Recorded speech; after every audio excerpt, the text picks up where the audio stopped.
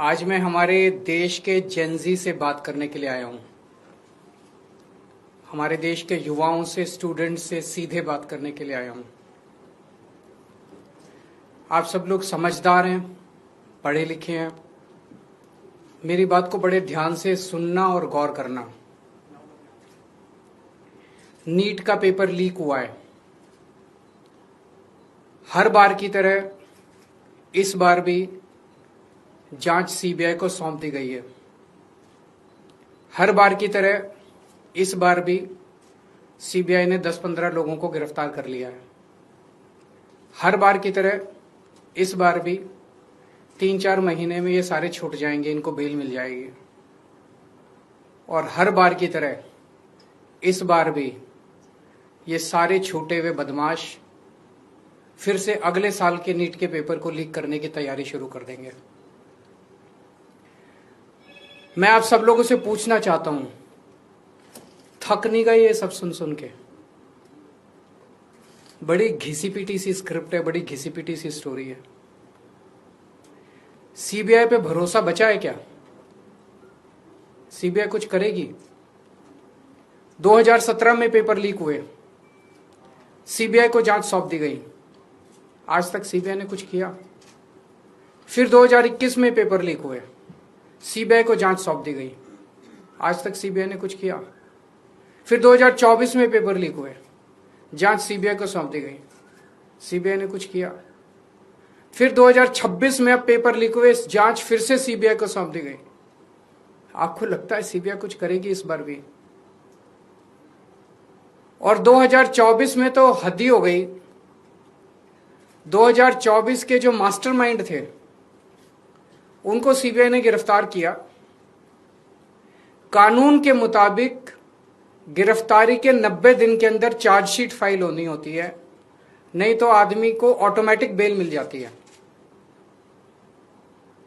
CBI ने so called mastermind को गिरफ्तार किया और 90 दिन में सीबीआई ने चार्जशीट फाइल नहीं की और उसको ऑटोमेटिक बेल मिल गई। क्यों? आपको लगता है कि सीबीआई ने इसलिए चार्जशीट फाइल नहीं की क्योंकि सीबीआई इनएफिशिएंट है? ना, सीबीआई इनएफिशिएंट नहीं है। सीबीआई में बड़े अच्छे अच्छे अफसर हैं। क्योंकि सीबीआई उन्हीं लोगों को रिपोर्ट करती है जो इस देश में पेपर लीक करवा रहे हैं। सीबीआई किसी को सजा दिलवा ही नहीं सकती। एक बार इस सारे देश की भी बात करते हैं।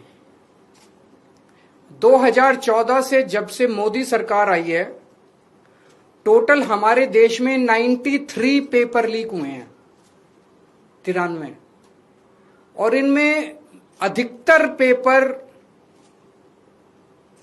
डबल इंजन, ट्रिपल इंजन की बीजेपी की, एनडीए की सरकारों में लीक हुए हैं। लगभग 6 करोड़ युवाओं का भविष्य इन 93 पेपरों में बंद था। 6 करोड़ लोगों का भविष्य बर्बाद हो गया इन 93 पेपर जो लीक हुए। इनमें मोस्टली पेपर लीक हुए राजस्थान में, उत्तर प्रदेश में, उत्तराखंड में और गुजरात में। इन 4 राज्यों में सबसे ज्यादा पेपर लीक हुए। इन चारों राज्यों में बीजेपी की सरकारें हैं। तो ये इत्तेफाक नहीं है कि इन चारों राज्यों में बीजेपी की सरकार है, केंद्र में बीजेपी की सरकार है, नीट का पेपर लीक हो गया। और अभी पिछले 1-2 दिन से खबरें आई हैं, ये जो नीट का पेपर लीक हुआ है इसका एपिसेंटर भी राजस्थान है। और इनमें जो 2-4 लोगों के ऊपर सुई गई है वो भी बीजेपी के नेता दिखाई देते हैं। तो इससे शक तो पैदा होता है कि क्या इन सारे पेपर लीक में इनके नेता शामिल हैं या इनकी पार्टियों का या सरकारों का संरक्षण है, या सीधे सीधे इनके नेता ही पेपर लीक करवा रहे हैं, उन्हीं का धंधा है। और अगर ऐसा है तो सीबीआई की जांच इसमें बेचारी क्या करेगी? सीबीआई इसमें बेचारी क्या करेगी? तो मेरा जेनजी से सीधा सीधा, देश के युवाओं से सीधा सीधा पूछना है कि ऐसे ही चलेगा या कुछ करना है? ऐसे ही हर साल आप देखो, 2017 में पेपर लीक हुए, उसके 4 साल बाद 2021 में हुए, उसके 3 साल बाद 2024 में हुए, उसके 2 साल बाद 2026 में हुए, अब उसके 1 साल बाद 2027 में होंगे और हर साल पेपर लीक होंगे अगर आपने कुछ नहीं किया तो।